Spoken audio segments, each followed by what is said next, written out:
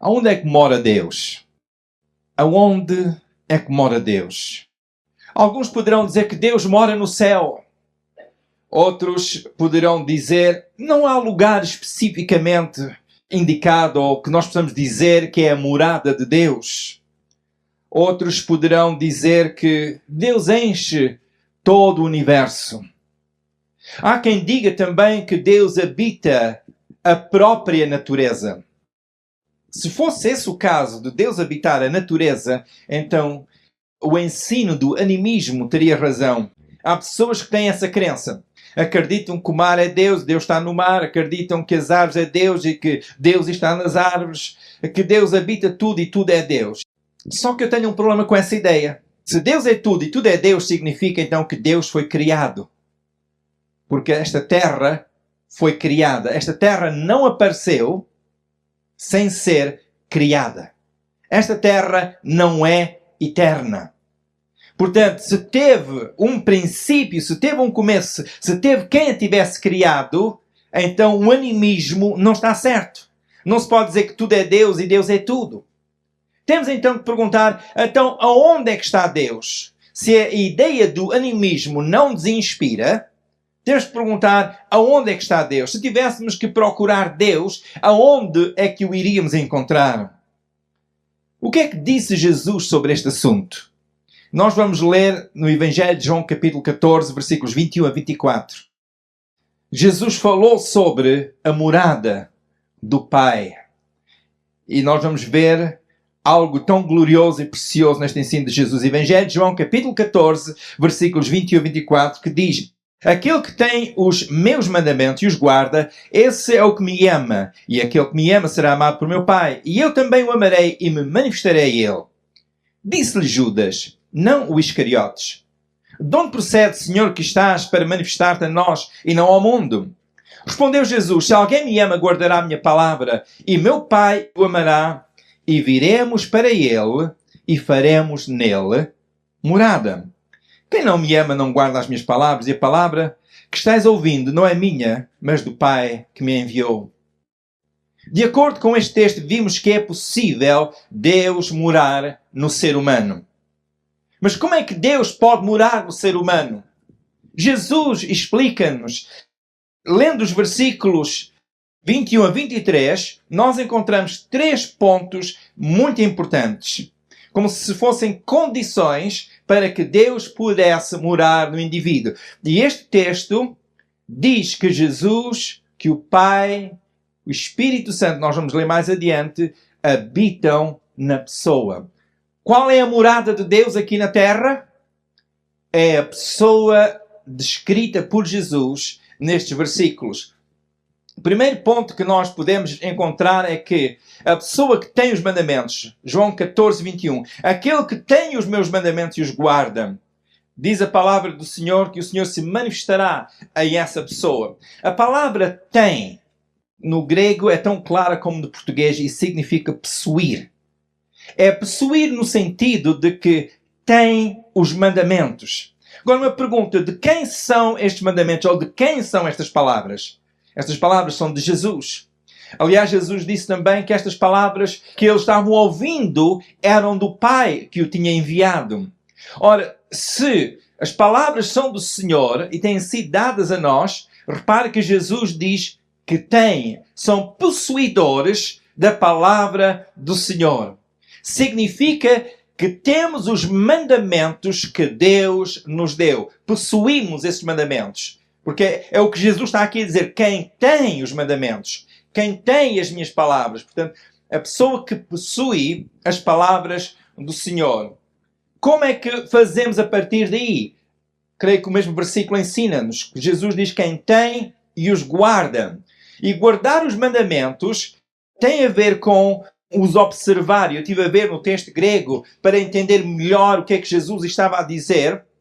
É realmente guardar é no sentido de observar os mandamentos. E então nós encontramos aqui uma condição, ou pelo menos 2 condições. Ter os mandamentos e guardar ou observar os mandamentos do Senhor. Vamos ainda ver versículos 15 e 23. João 14, João capítulo 14, versículo 15 diz: se me amais, guardareis os meus mandamentos. E lá está a palavra novamente, guardar os mandamentos do Senhor. Versículo 23, respondeu Jesus: se alguém me ama, guardará a minha palavra, e meu Pai o amará, e viremos para ele e faremos nele morada. Qual a condição para o Pai morar na pessoa? Ter a palavra, guardar a palavra. São condições necessárias para o Pai poder habitar na pessoa.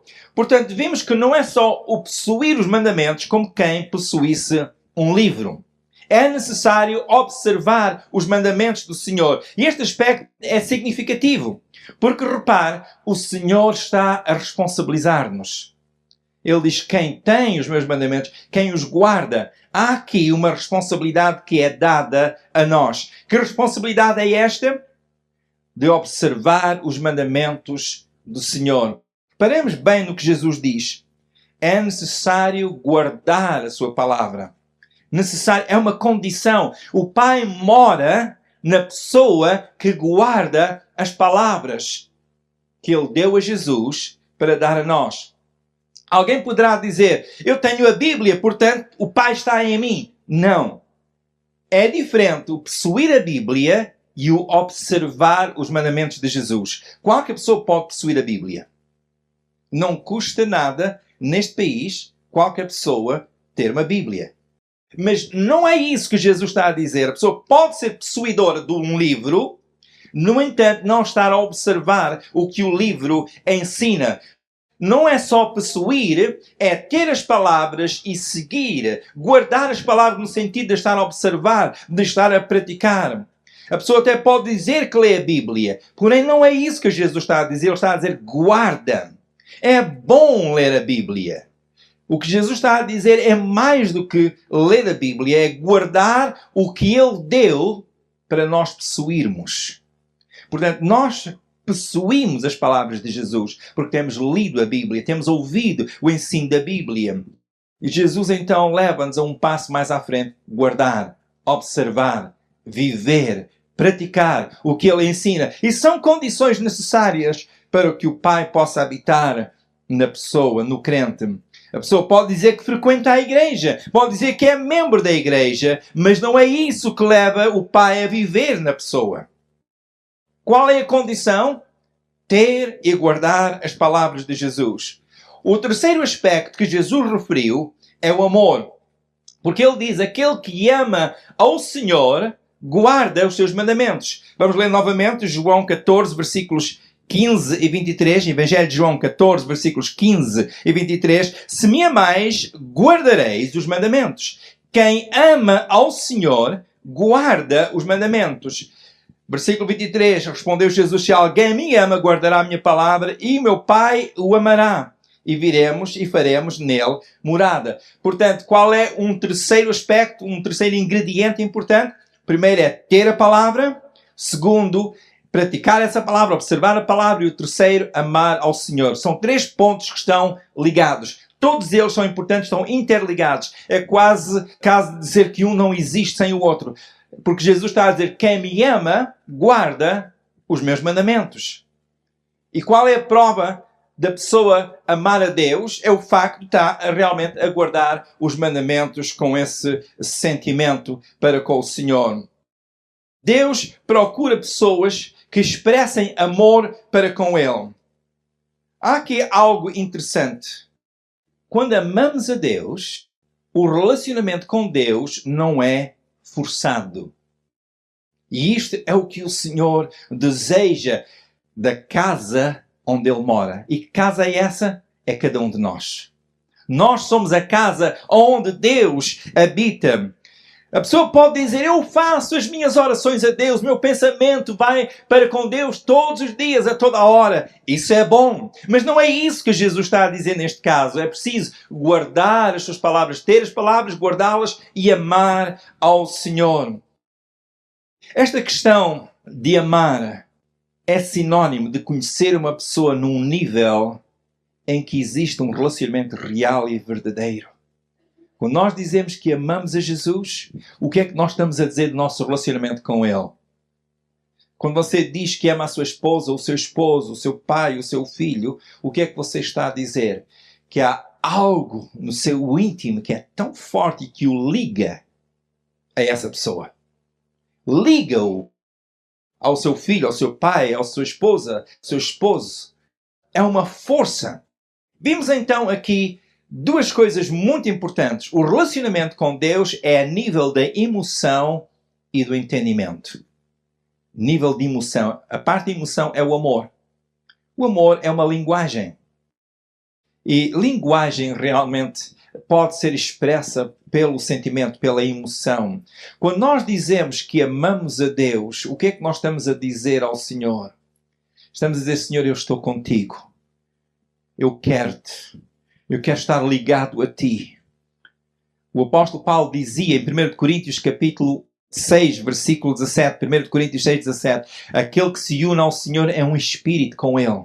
Quem se une ao Senhor é um espírito com o Senhor. É um com o Senhor. E quando nós dizemos que o amamos, nós estamos a ser um com o Senhor. Há uma ligação forte. Há uma ligação que penetra o nosso exterior, vai até o nosso mais íntimo. Quando nós dizemos a Deus em sinceridade e simplicidade, porque o amor não é complicado. Quando nós começamos a complicar o amor, deixa de ser amor. Passa a ser uma coisa técnica.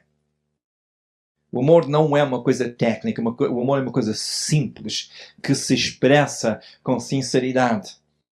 O Senhor fala sobre esta qualidade de amor. Jesus disse, quem me ama, meu Pai o amará. Está escrito. Quando nós amamos ao Senhor e guardamos a sua palavra, o que é que o Pai faz? Ele ama-nos também. Jesus ama-nos também. Pare só por um momento para refletir nesta verdade. Tem aberto a sua vida para Jesus. E tem amado Jesus. O que é que Jesus responde? Eu amo-te também. Eu amo-te também. É um caminho de duas vias. Este é o nível da emoção, porque o amor é uma emoção, é real, é forte, é fundamental em qualquer relacionamento íntimo. Li um artigo em que comentavam sobre o índice de divórcio e então dizia onde há falta de intimidade, há com maior frequência o divórcio. E falavam sobre intimidade de casal, marido e mulher, quando há aquele relacionamento mais íntimo. Então diziam estes peritos que quando há falta dessa intimidade, há mais divórcio. Quando há intimidade com Deus, há maior ligação com Deus. Quando não há intimidade com Deus, o que é que tende a acontecer? Separação de Deus. E a pessoa pode dizer com a boca que é cristão, que lê a Bíblia, que ama a Deus, mas não é isso que Deus está à procura. Ele está à procura daquela linguagem que vem do coração para Ele. O nível do entendimento. Deus criou-nos com entendimento. Nós temos a capacidade de raciocínio. E o nível do entendimento é observar os mandamentos do Senhor. É algo que fazemos com o nosso pensamento. E houve uma altura que se dizia muito, nós só servimos a Deus em espírito. Sim, Deus quer que nós o sirvamos em espírito, em verdade e em espírito. A Bíblia diz, mas repare que servir a Deus em verdade tem a ver com conhecer a verdade de Deus. Em João capítulo 4, Jesus disse que o Pai procura aqueles que o adoram em espírito e em verdade. E reparem que era a mulher samaritana que estava a discutir religião com Jesus. Ela disse, Jesus, vocês dizem que é em Jerusalém que se deve adorar a Deus, mas os nossos pais adoraram neste monte aqui. Qual é o lugar? E Jesus respondeu, a salvação vem dos judeus. O que é que isso significa? Os judeus sabem a quem estão a adorar. Eles têm revelação de Deus, têm os profetas. Esse aspecto é importante. Depois Jesus acrescentou, bem, a hora é que nem em Jerusalém, nem neste lugar os verdadeiros adoradores vão adorar, mas vão adorar em espírito e em verdade. É com revelação de Deus e com uma intimidade com Deus. Porque quem se une ao Espírito do Senhor, quem se une ao Senhor em espírito, é um com o Senhor, como nós já lemos em 1 Coríntios capítulo 6. Portanto, há um nível de entendimento que é necessário. Mateus 15, 10, diz a Bíblia que Jesus os convocou. É como se as pessoas estivessem por ali a conversar uns com as outras e Jesus disse, só um momento, por favor, cheguem aqui. É o que significa, ele convocou-os. Depois ele diz, ouvi e entendei. Ouvir e entender. Portanto, há uma necessidade de nós entendermos as palavras de Jesus. Jesus disse em Mateus 22, 37, Mateus 22, 37, que nós devemos amar a Deus de todo o coração, toda a nossa alma e de todo o entendimento. Com a nossa compreensão, amar a Deus. E Deus não está a complicar a vida a nós. Deus não quer coisas complicadas. Porque o amor não necessita de estudar. O amor cresce, desenvolve-se na pessoa que ama a Deus. E a pessoa que ama a Deus ouve as palavras, procura entender, lê a Bíblia com a intenção de aprender mais de Deus, de crescer em Deus. Esta expressão de amor para com Deus leva a pessoa a querer abraçar mais os ensinos do Senhor. E o Espírito Santo torna mais claro a nós a vontade do Pai. Paulo encorajava também os cristãos em Éfeso. Efésios 5:17. Efésios 5:17 dizendo que eles deveriam procurar entender qual a vontade de Deus. Eles não deviam ser pessoas sem sabedoria, mas deviam ser pessoas que entendiam, procuravam entender a vontade de Deus. O crente que observa as palavras de Jesus tem uma capacidade de discernimento. Discernimento faz falta na vida. A Bíblia ensina-nos que nós devemos ser prontos para ouvir e tardios para falar. Aquele que fala precipitadamente, a Bíblia explica quem ele é. A Bíblia diz que é insensato, ou seja, uma pessoa sem sabedoria, sem inteligência. Falar sem pensar causa problemas. Por isso é que a Bíblia fala sobre nós ouvirmos, observarmos, guardarmos, crescer em entendimento para que haja discernimento. E o crente que tem discernimento, que vem pela palavra de Deus, pelos mandamentos do Senhor, é crente que sabe ler melhor as circunstâncias da sua vida.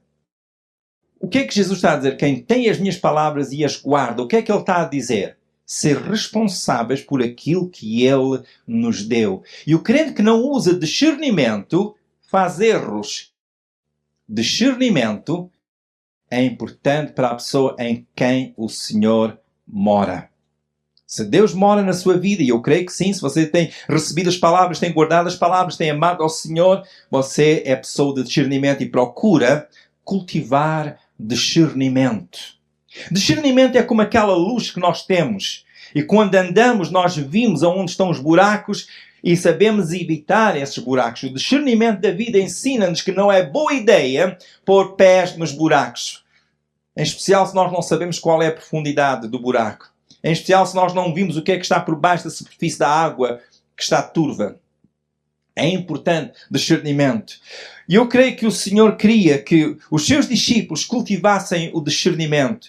Discernimento é aquilo que vem a nós através da preparação que recebemos pelas palavras do Senhor, através do estímulo que as palavras de Jesus dá ao crente.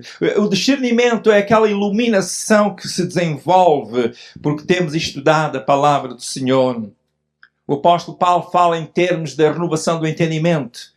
Romanos 12:2, ele fala sobre renovar o entendimento para quê? Para experimentar qual é a boa, perfeita e agradável vontade de Deus. Nós dizemos, Senhor, eu quero saber qual é a tua vontade. E às vezes esforçamos-nos e entramos numa terrível frustração, dizendo, eu quero saber qual é a vontade de Deus. E o que é que Deus diz? Renovação de entendimento. E eu creio que a maior parte das vezes Deus não traz uma revelação a nós através de um anjo ou através do Espírito Santo. Deus pode fazer isso, Ele faz isso quando é apropriado. Eu creio que a maior parte das vezes Deus está a dizer, tens as minhas palavras, guardas, observas, estuda, medita, ocupa-te com elas. É o que Paulo disse a Timóteo. Ele disse a Timóteo, ocupa-te com as palavras, para que haja aproveitamento. E quando o crente se apropria das palavras e cresce, o que é que acontece? Há um desenvolvimento do seu relacionamento com o Espírito Santo. E o Espírito Santo então toma aquilo que nós temos lido, que temos meditado, com que nos temos ocupado e torna isso real a nós, torna isso prático a nós. É importante para sermos a morada de Deus. Alguém poderá dizer, pastor, mas eu pensava que era só receber Jesus como Salvador. Está escrito em João, capítulo 1, versículo 12, todos quantos o receberam, deu-lhes o poder de serem feitos filhos de Deus. Como é que é isso agora necessário guardar as palavras do Senhor para Deus morar em nós? Não é isso um pouco confuso?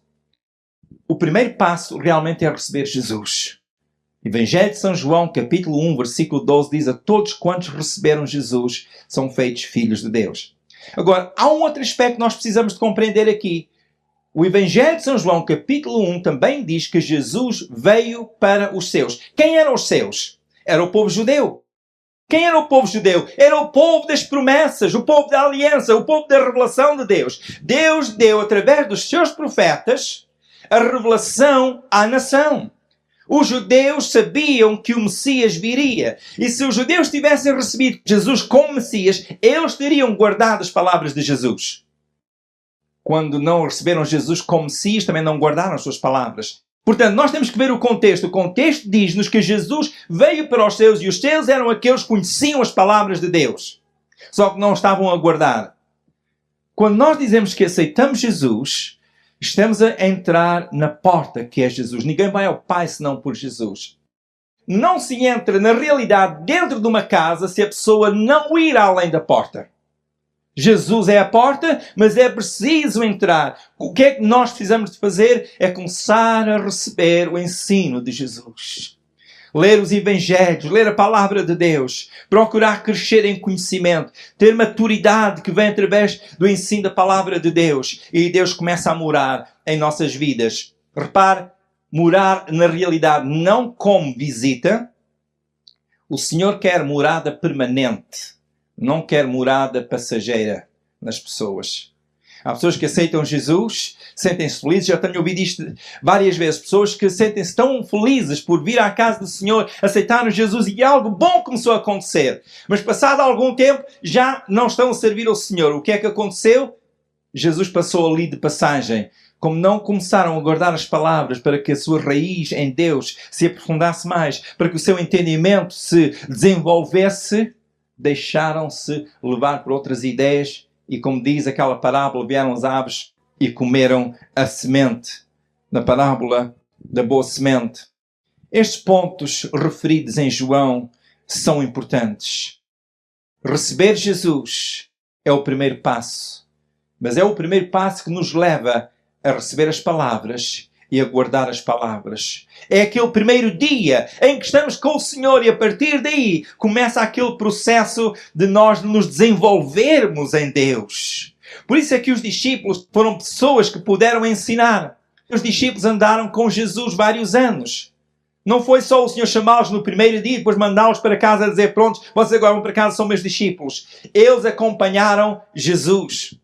O que é que nós fazemos? Nós acompanhamos Jesus como? Lendo as suas palavras, procurando ser instruídos com as suas palavras, procurando crescer espiritualmente com as suas palavras, procurando na realidade ser aquela casa de Deus em nossas vidas. Há aqui uma realidade que é eficaz em nossas vidas.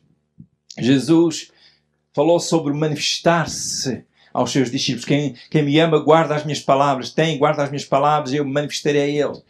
Judas logo perguntou, não Iscariotes, diz lá, mas como é que é isso que vais manifestar só a nós e não ao mundo? O que é que isto nos diz? Judas entendeu logo que as pessoas que têm e guardam as palavras de Jesus que serão morada de Deus, não os outros. Agora repare, isto é importante para nós. Judas não estava a entender, pensar, mas como é que vai ser isto? Vai-se manifestar só a nós e não aos outros? O que é que Jesus está a dizer? Que a condição para o Pai vir fazer morada na pessoa é a pessoa receber as palavras que o Pai tinha enviado Jesus dizer. Algo acerca desta manifestação que ainda quero salientar é que Jesus, ao usar esta palavra, eu me manifestarei a Ele, está a dizer que vai haver um relacionamento real. Quando há algo que se manifesta no nosso espírito, nós sabemos que está lá. Eu poderei não ver, com os meus olhos naturais, a presença de Deus, mas cada pessoa, ao sentir a manifestação de Jesus em si, sabe que Jesus está lá. O que é que isto diz acerca do relacionamento? Que não é um relacionamento académico. Ou seja, nós podemos aprender de Jesus numa escola e saber muita coisa acerca de Jesus. Não é isso que o Senhor está a dizer. É um relacionamento de tal forma que há uma manifestação de Jesus na pessoa. Nós sabemos quando Jesus está em casa. Eu sei quando a minha esposa chega à casa. Eu ouço os seus passos. Eu sinto que há alguém em casa. A mesma coisa em relação à minha esposa. E famílias que tenham filhos que sejam mais barulhentos sabem quando os filhos entram em casa. Entram e a voz parece que chega primeiro. Ainda a pessoa está lá fora, mas a voz já está lá dentro de casa. Nós sabemos quando Jesus está cá dentro. Nós guardamos as palavras, seguimos as palavras. E o relacionamento é real e Jesus manifesta-se. Jesus não é um ídolo que está dentro de nós. Jesus não é uma estátua que está dentro de nós. Jesus é uma pessoa que está dentro de nós. E Ele fala connosco. Ele faz-se sentir dentro de nós. Glória ao nome do Senhor. Porque Ele habita a casa onde Ele está. É a morada de Deus. Qual é a morada de Deus aqui na terra?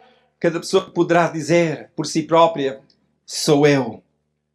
O que é que isso implica? Você tem ouvido as palavras de Jesus, tem recebido, as tem guardado. Tem amado ao Senhor e o Senhor o tem amado a si. Jesus acrescenta ainda nos versículos 15 a 17, João 14, versículos 15 a 17, palavras tão importantes. Se me amais, guardareis os meus mandamentos e eu rogarei ao Pai, Ele vos dará outro Consolador, a fim de que esteja para sempre convosco. O Espírito da verdade que o mundo não pode receber, porque não o vê nem o conhece. Vós o conheceis, porque Ele habita convosco e estará em vós. Aonde é que está o Espírito Santo? Está na mesma casa onde está o Pai. Aonde é que está o Espírito Santo? Na mesma casa onde está Jesus. Aonde é que está o Espírito Santo? Naquela pessoa que tem as palavras do Senhor, que guarda as palavras do Senhor, que ama ao Senhor e a quem o Senhor também ama. E o que é que o Espírito Santo viria fazer? Ensinar, consolar, guiar, revelar coisas que às vezes precisamos tanto de saber e pedimos a Deus para nos mostrar, pedimos a Deus para nos guiar e o Espírito Santo vem e ministra a nós. Ele explica. Porquê? Porque Ele está a viver em sua casa, Ele trata da sua casa. Ele faz o trabalho de manutenção que é preciso ser feito. Ele faz a luz brilhar na sua casa. Portanto, quando nós dizemos que somos a morada de Deus aqui na terra, estamos a dizer uma verdade que é bíblica. Estamos a dizer o Espírito Santo está em mim, está-me a ensinar, está-me a guiar, está-me a fazer lembrar, está-me a consolar. O Pai vive em mim e Ele diz que Ele me ama. Jesus vive em mim e Ele diz que Ele me ama. Portanto, não é uma experiência teórica, ritual, tradicional, mas é algo verdadeiro que existe. Qual é o resultado da comunhão real entre Deus e a pessoa? É festa em casa. Casa é esta? É cada um de nós. Cada um como filho de Deus, sois esta habitação. Sois esta habitação gloriosa, maravilhosa. Deus está convosco. O que é que Ele está a fazer? Esta gloriosa. Eu dou graças a Deus por esta verdade. É uma verdade que me anima, é uma verdade que me encoraja, é uma verdade que me fortalece, é uma verdade que me revela mais acerca de Deus. Vamos com este sentido de que Deus está a habitar a sua casa, Deus está em casa. Você não precisa andar à procura de Deus, porque Ele está em si. Não no sentido do animismo, que Deus ocupa todo o espaço e que tudo é Deus, não. Mas no sentido que Apocalipse 3, 20 diz, eis que estou à porta e bato. Se alguém ouvir a minha voz e abrir a porta, eu entrarei e cearei com ele. Apocalipse 3, 20. Jesus bate. Quem ouve, abre a porta, ele entra. Ele não fica à porta, ele entra. E depois há um cear, há uma festa. Deus está em si. Você recebeu a palavra, você guarda a palavra, você ama a Deus. O Senhor Jesus diz, eu virei com o Pai e farei morada neles. E não só o Espírito Santo, o Consolador, Ele virá e vai habitar em vós. Não no mundo, porque o mundo não o conhece, não o vê, não o entende. Mas está em nós porquê? Porque porque há algo em nós que nos ajuda a entender o Espírito Santo. A palavra revela-nos acerca do Espírito Santo, porque temos a palavra, entendemos melhor o que o Espírito Santo está a dizer. Glória ao nome do Senhor. É um relacionamento tão real, tão poderoso, tão eficaz. Para mais informação sobre estes assuntos bíblicos, entre em contato comigo usando o e-mail exposto ao longo do vídeo e também nesta janela informativa. Se desejar ser notificado pelo YouTube sobre as próximas reflexões, poderá clicar no botão por baixo do vídeo onde diz Subscribe ou Subscreve. Partilhe esta reflexão com outras pessoas.